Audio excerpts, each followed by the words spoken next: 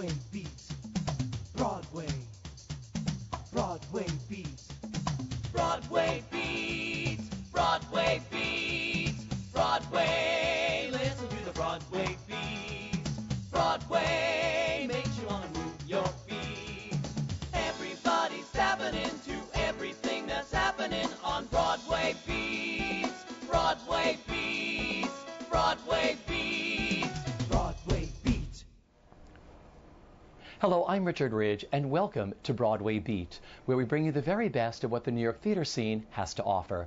This week we're once again all over town. We'll meet the cast and creative team of the new Broadway-bound musical Billy Elliot, which has begun previews at the Imperial Theater leading up to a November 13th opening. We'll also chat with the girls of The Marvelous Wonderettes at the West Side Theater, written and directed by Roger Bean. But let's start things off in the Village at the Cherry Lane Theater for a Naked Angels production of Stephen Belber's new play, Fault Lines, directed by David Schwimmer and starring Noah Emmerich, Dominic Famuza, Josh Lucas, and Jennifer Mudge.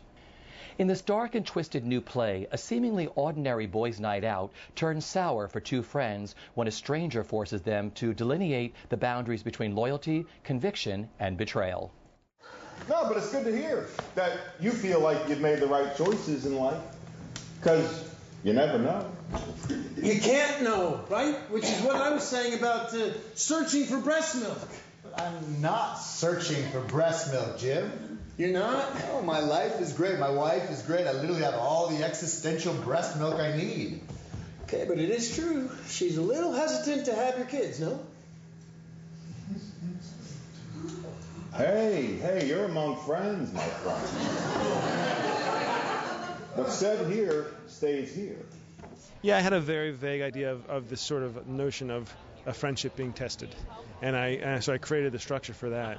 But what I discovered along the way is sort of character work. I had a fair amount of character stuff there, but you discover the nuance. You discover just how much they care about each other versus they don't care about each other, how much they lie to each other, how much they're telling the truth. You discover that as you go, and that's sort of fun. And then when you get actors in the room, there's a whole other layer to that. So, What's been the best part of the experience for you with leading up to tonight? Probably Vassar, just because it's so far away from everything, and it's just there, and there was no sense of like, oh, we must meet this goal. It was just like, let's just put on a reading at the end of the week and see what we can do. It's a playground, and it gets you back in touch with your basic first instinct as to why you got into theater. It's really lovely. When I first read the play, I was really stunned by it, by how funny it was, but also emotionally kind of stunned by some of the themes. As you know, I'm about to be 42, and I think a lot of people in their 30s and 40s can relate to the idea of the play, which is kind of a questioning of certain relationships and friendships that you've had for 10, 20 years, and those friendships that start to change or dissolve. And everyone, I think, has to, at some point, say goodbye to some people as your life changes. And it's really painful, and really, and the way Steve's constructed it in such a funny and surprising way. There's so many great plot twists that are really, when I first read it, I was just shocked at the turns in the play and the plot, surprises. And that was my goal, is to really go back to my first read of the play and maintain that in the many weeks of directing it, is to try to capture that sense I had of both joy and humor and shock and dismay and loss that I felt at the end. One more question. Do you believe him? What I believe is that I know my wife. I look in her eyes and I can understand her heart, just as she does mine. So you're wrong. I can know. Problems and all. Problems and all. Good. Call her. Call her up and ask. I'm not going to call my wife. Why not?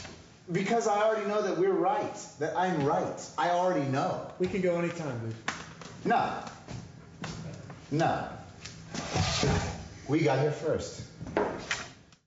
Yeah, when I read it, I mean, David Schwimmer is an old friend of mine, and we've been sort of trying to work together for years. And then I got a call from him saying, hey, I want to direct this workshop of this play, so will you read it? So I read it, and I immediately saw the greatness of this role. I mean, it's a fantastic part. It's also an incredibly fascinating play. I mean, I read it on the edge of my seat, which is a rare thing, It was thoroughly entertaining to read.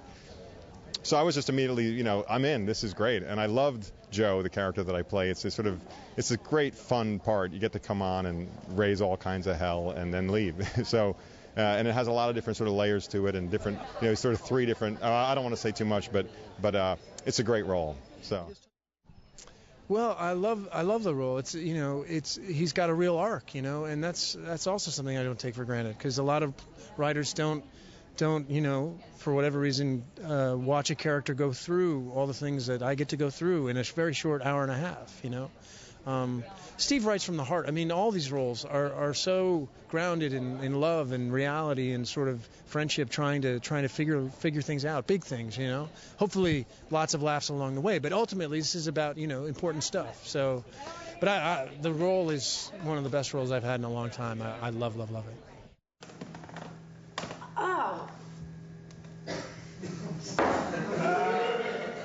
God. Once. We did kiss once. It was before you and I were married. Right. It wasn't a big deal at all. I know. I hadn't known that. You told him that? Yeah. Why? I'm just curious. Well, one of the things that I love most about it is that I feel like I got input on creating her, because no one had ever heard her voice before. And I've worked with Stephen a lot on workshops, and I was in a movie of his a couple years ago, but I've never done a full production of his in the city. And he's a brilliant writer, and he wrote everything, but I felt like we got to talk about a lot of things that made their way into the play. Like the miscarriage part was added in after Vassar, because Josh and I were kind of like, we feel like there's a reason why, what is the breaking point of their marriage, what is going to raise those stakes, and we were like, maybe they, lost it, but not only were they trying, but, so it was great, because it felt very collaborative in that way. You talk about wanting, but it doesn't always happen, and she's the only girl out of all these guys, so it's kind of like, how do you walk in and change the energy of the room when they've been in a bar for an hour already? And David and I talked a lot about coming in and making it a fresh energy, that she comes in and she's like, here I am, and then of course it descends, but she thinks she's out for a good night, and then questions, lies, deceit, and then it's over. I think what happened in Vassar was that we really quickly realized that we really liked each other, and theater, I think, is so important in terms of, if the people on stage are having fun, oftentimes the audience is having fun. Not always, but oftentimes. And I think in this case, that's what it was, is that we saw that quite clearly, is that we really were enjoying each other. I mean, everything from the work sessions to the drinking sessions, and that was really it. And so when the idea of putting it up, became a reality, all of us were like, we got to keep the same group. That's what it's about. And David was very clear about that. He felt clearly that he had a strong ensemble that was really working beautifully together, and all working in a very similar way, too, in that everyone was willing to just work and really just go into it. And there was not a lot of muddling around. It was really fun, and then we'd go out and drink afterwards. You look into her eyes, and everything will be okay. How will everything be okay? Because everything will be on the table, and we'll know where we stand, and we can be friends again. I thought we were friends, Jim. I know. But are we? Truly? Still? Yeah, I play Karen, who's temp secretary for the day, and she kind of comes in as the opposite of everything that these guys are. And has no artifice, and she's very honest and open, and she's incapable of lying, and she's very disarming, and she sort of strips these guys, or Bobby's, guard down, just by being incredibly honest. And she represents sort of the question of the play, which is, is it possible to make good work and still have it be seen? The other thing is that it's also a very funny play, and it's also touching, and it's brutal, and it's also very relevant to this time. Broadway Beat. I have never acted in a play of that description. Just leave me alone. You couldn't even write the most abject pantomime. You are a petty bourgeois from Kiev. Parasite. Miser. Beggar. Ooh. Mediocrity. Oh, no, you mustn't cry.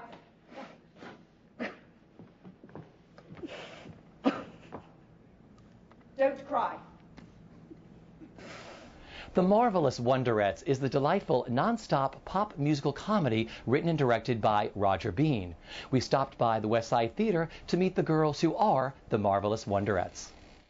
This feel-good musical features the iconic sounds of the 50s and beyond in a journey back to the 1958 Springfield High School prom, where the Wonderettes, Betty Jean, Cindy Lou, Missy, and Susie, are 4 young girls with hopes and dreams as big as their crinoline skirts. No, no, never, no, no, never let me go. Never, never, never let me go. Never, never, never let me go.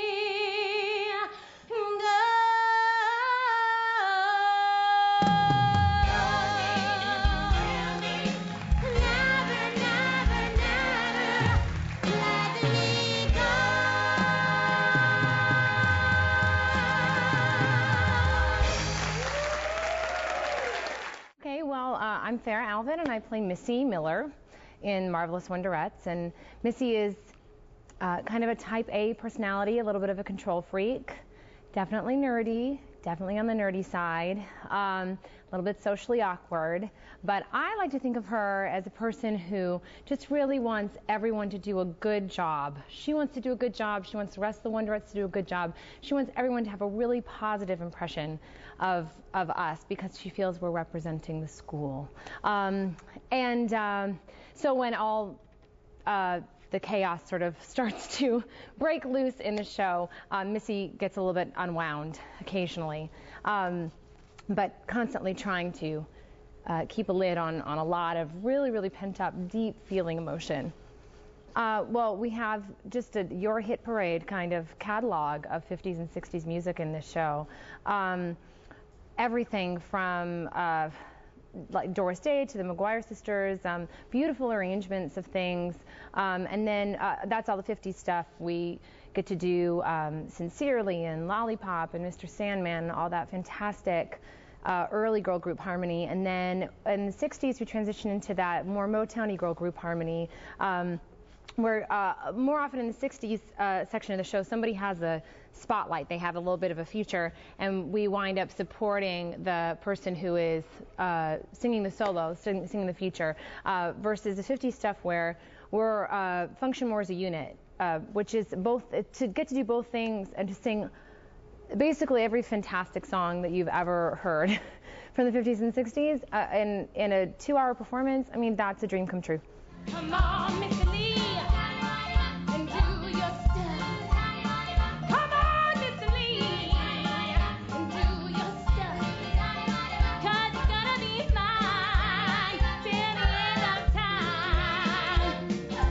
1, 2, 3, hey! Look at Mr. Lee. 3, 4, 5, hey! Look at him shine. Oh, Mr. Lee, Mr. Lee.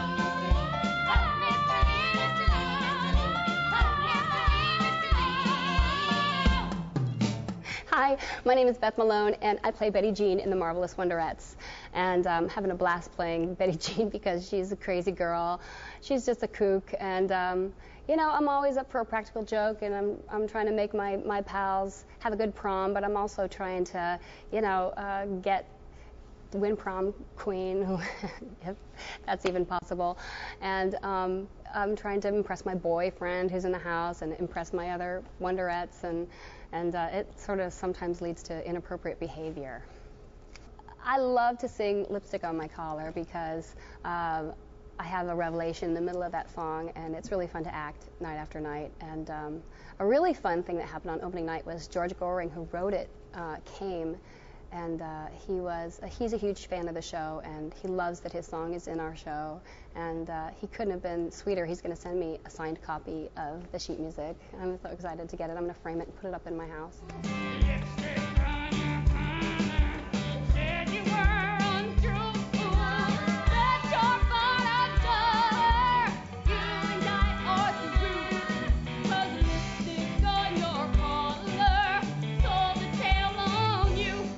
I'm Beth Malone, and I play Susie Simpson in the show Marvelous Wonderettes. And Susie is, I think, the stereotypical, kind of the poster child of the 1950s, a cross between like Doris Day and Gidget, and the girl that you all think of when you think of the idyllic 50s. Everybody's friend, positive, happy-go-lucky, bubblegum snapping, you know, kind of goofy, but in that really innocent, you know, this is the most important time of my life way. And ultimately, it is. It's the absolute pinnacle of her life, the 1958 senior prom. The girls are awesome. The personalities are great. It's a really strong mix of personalities, but everybody has a really great sense of humor. So we laugh a lot. Our backstage photos are so funny, and we're not really allowed to always share them with the whole public just because of image and all that, but it's just funny to come home to my computer every day and just look at some of the things we do. You know, somebody will bring in some random pair of glasses or random pair of like wacky lips, and we put them all on with our prom dresses, and it's really great energy, and the girls are so talented, and I love singing backup to every single one of them. It's great, and I think there's a whole lot of respect going on, so we all feel that way. And the tricky thing about a show like this is it's all about throwing the ball to each other and keeping who has the, you know, focus. And this cast does it really, really well. This is my 6th production of the show, and of course the most exciting, you know, and we're finally here. But this cast is wonderful, and it's really, really an honor to be on stage with every one of them. Stupid Cupid, you're a real mean guy. I'd like to clip your wings so you can't fly. I'm in love and it's a crying shame. And I know that you're the one to blame. Hey, hey, set me free. Stupid Cupid, stop picking on me. My name is Victoria Matlock, and I play Cindy Lou, who is pretty much the mean girl of the bunch. And she is quirky because she just thinks that she deserves to win prom queen, she deserves to be the prettiest girl in the school, the most popular girl, but yet she has this great relationship with Betty Jean, her best friend, and so you get to see a lot of different sides of her. And then in the second act, without giving away too much, she gets to go on a little bit of a journey, and you get to see a little bit more of who she really is outside of all the superficial cattiness that you see in the first act. She's a lot of fun to play because she's mean, and we all know that girl, and it's fun sometimes to step out of your realm of trying to be a nice person and say something that's really, really catty and mean. And one of the things I love to sing in that reign is Allegheny Moon, which she totally steals from her best friend Betty Jean.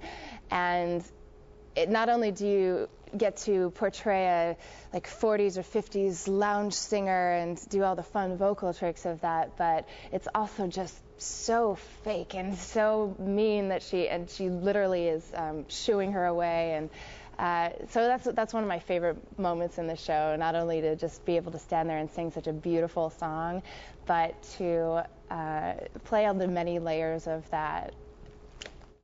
When I was just a little girl with long and silky curls, my mama told me, honey, you got more than other girls. Now you know you are good looking, and you'll soon wear diamond clips, and you'll never have to worry, 'cause you got lucky lips. Lucky lips are always kissing, lucky lips are never blue, lucky lips will always find a pair of lips that will be true. I don't need a four-leaf clover, rabbit's foot, or good luck charms. With lucky lips, I'll always have a fella in my arms. The audience has been great. It's been so much fun. They're really the such a sort of cliche thing to say, I think will be eventually, but they're really the fifth Wonderette. You know, we need them. There are a couple of major participants in the audience in the show, which I'm not going to reveal how that all plays out, but there are a couple of characters that are randomly assigned to people in the audience, and they become pretty major players in the story. But also there's so much we cross the fourth wall from the very second the lights come up on the show. So the audience is so much a participant in all the activity that's going on. There are all the other students at the prom. So it's really important to have them there. And everything changed, of course, transitioning from rehearsal into performance, because not only do we have laughter, but we had all the timing that the audience then provides for you. So it's really different every night. It's not possible to be bored on stage or in the audience of this show. Never, never, never let me go.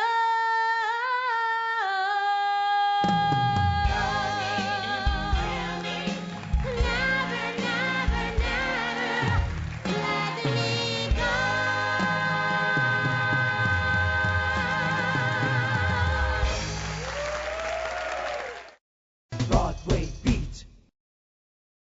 I wanna fly, wanna run, wanna try, wanna get rich, wanna get drunk, wanna get known, wanna get my braces on, wanna get my nose pierced, wanna grow my hair long, but all I keep hearing is, no, you're not ready, no, it's not time yet, no, it's not right now, wait until you're older, no, you're not ready, no, it's not time yet, no, it's not right now, wait until you're older, forward, 1, 3 dishes, horses, just settle down and hold your horses. Billy Elliot the Musical, which is one of London's biggest hits, has come to Broadway and begun previews at the Imperial Theatre leading up to a November 13th opening. Stephen Daldry, who directed the inspirational film, also directs the stage production, which features music by Elton John and book and lyrics by Lee Hall. We recently dropped by to meet the company of Billy Elliot. Well, you know, you always look. It's very hard to predetermine what you're really looking for until you find it. You are looking for a huge amount of base skills, and the kids really do need to come with a large experience of ballet in the first place. Beyond that, you're looking. Often they won't have tapped before, because ballet and tap aren't necessarily happy bedfellows. So they usually have to go on a very long process of learning to tap, and then contemporary skills. Contemporary dance skills. Then, of course, they've got to go through singing lessons, then they've got to go through acting lessons, and they've got to learn this dialect. And then you're looking for this tenacity and the determination of the child that can, over a long period of time, in their short lives, can flourish and blossom and really own the stage and, you know, own the show. And that's a very hard thing to predefine, because they will, if you get the right child, they'll determine it in their own particular and peculiar and wonderful way. So you're looking for something quite unique in all the kids. From Trent, I love his tap. He's a wonderful tapper. I've never seen any boy tap like him. And from Kiro, I like his energy and dance. And what do you pick up from the other guys? Well, I just can't believe how much they can turn. They're just staying on their leg doing thousands of turns, and it's amazing watching it. And I can learn everything from what they do in ballet. Well, from Trent, he always gives me tips in tap, because I was never a tap dancer, and he helps me a lot. And David has incredible technique in ballet, so I'm learning from, you know, everybody. We all support each other in everything. Well, I was attracted to just how brilliant the piece was and wanting to be a part of that.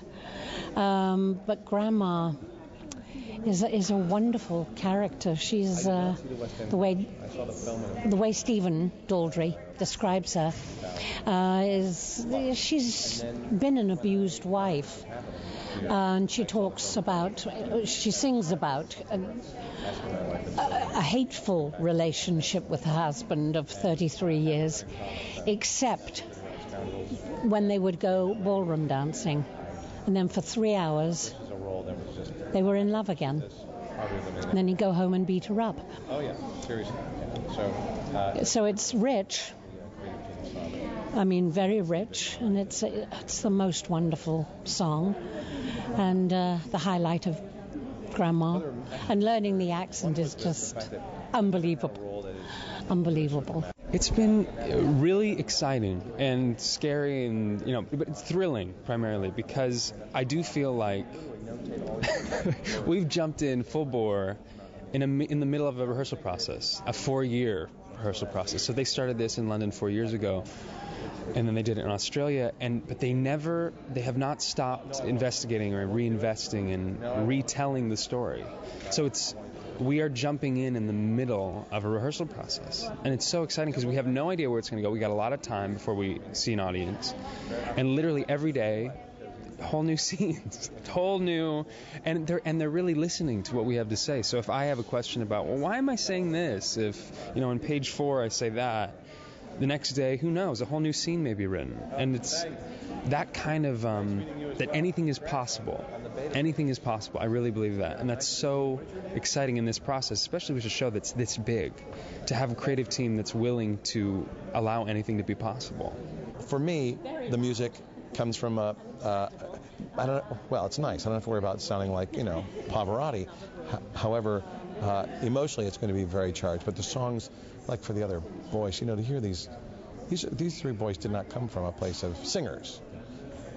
The music is so wonderful and absolutely perfect for what it needs to do. Then when they open their voices, and I don't know if that's just like one of those things when you hear a child and the purity of their singing, you suddenly just become a mess. But it has that effect on you. And these songs are, all of them, from the Merry Christmas Margaret Thatcher song, which is mine and my wife's favorite song of the show, just because you can't believe. It's kind of like the same thing as the Dirty Rotten Scoundrels. I'm reading the words, I'm going, there's no way you're going to sing this on a stage. I have to go audition for this job. The Margaret Thatcher song is just so bold and confident, and the message it has, you're just going, this is awesome. Give 'em the old rifle shotgun.